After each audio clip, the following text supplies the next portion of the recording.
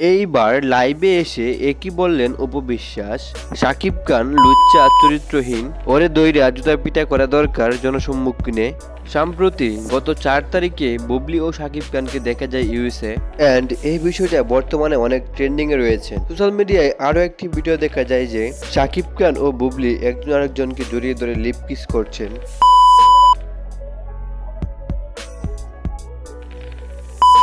আসলে এই বিষয়টা কতটুকু সত্য সেই বিষয়টি বিস্তারিত এখন আপনাদেরকে জানিয়ে দিব। আসলে এটি হচ্ছে একটা এআই ভিডিও। এই ভিডিওটা মানুষকে ভুল বোঝানোর জন্য তৈরি করা হয়েছে।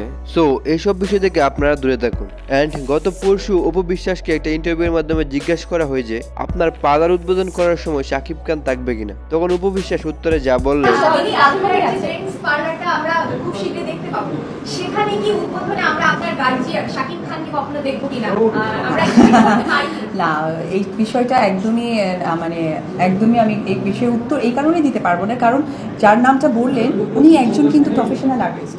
তো আমি অলওয়েজ সম্পর্কের বাইরেও আর একটা সম্পর্ককে আমি রেসপেক্ট করি প্রফেশনাল।